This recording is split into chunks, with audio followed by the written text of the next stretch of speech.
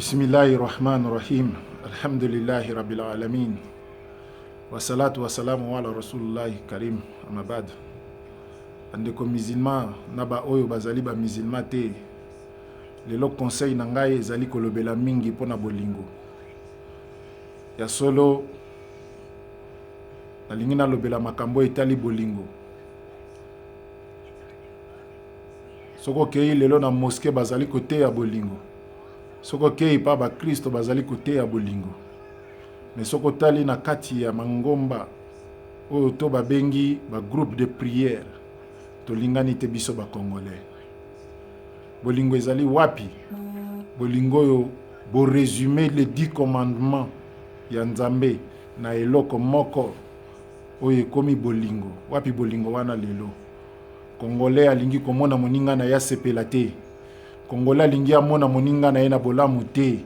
Congolais alingi komona moninga na ye azwa te. Congolais lelo soki azali na pasi akomi mutu malamu mokolo azwi akomi kokanela mwasi ya moninga na ye, mwana ya moninga na ye. Oh, tozokende wapi? Touti wapi? Tongo midi pokwa toza koteya, toza koloba, toza conseiller, mais bolingo ezali wapi? Lelo soko tuni ba pasteur bakoyebisa yo liloba ya suka oyo Jésus alobaki na batoma na ezalaki aimez-vous les uns et les autres. Wapi bolingo yango oyo Yesu alobaki na biso? Wapi bolingo yango ezali wapi lelo?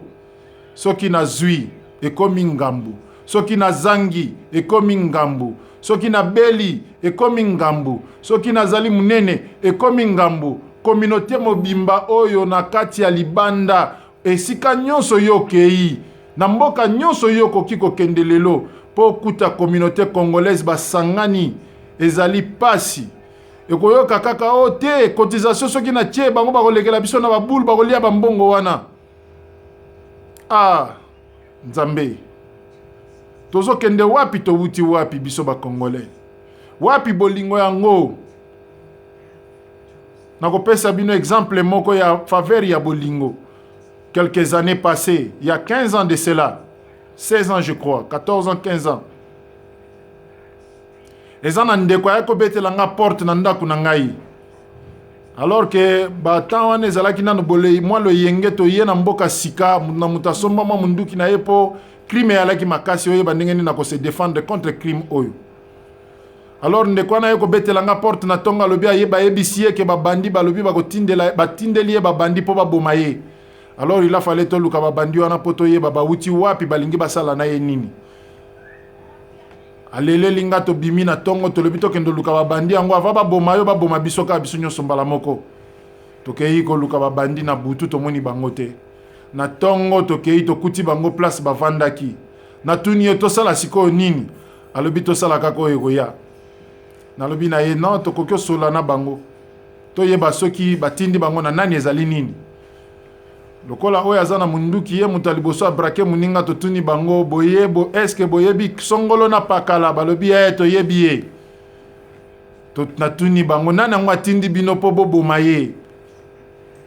Lisusu kaka Congolais mutu atindaki babandi wana po aboma muninga. Pona nini? Parce que nga na futela kayonda kulokola na futeli yonda kumbalo yote osiliki. Ah,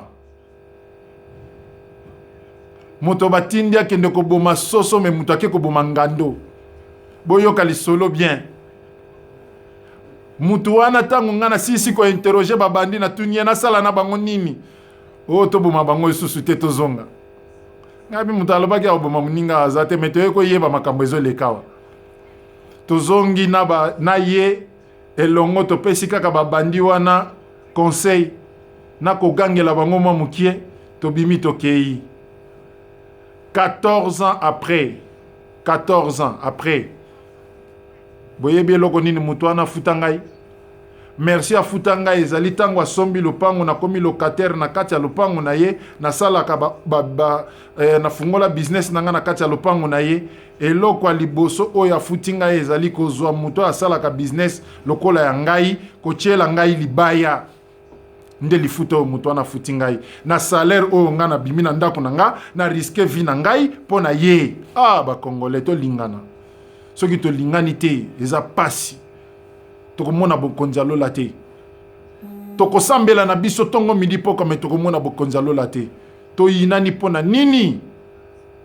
Nzambe asunga mitema na biso to lingana po yango nde bolobi ezali résumé ya les 10 commandements. Aimez ton prochain comme tu t'aimes toi-même.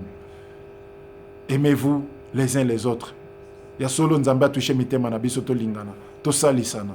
Na Sénégal soko ke na Sénégal okuta 95% ya bato bazali ba chrétien, 5% ezali ba 95% ezali ba musulman, 5% ezali ba chrétien. Mais okotika la ka jamais koyeba nani chrétien nani musulman tellement que bato balingani.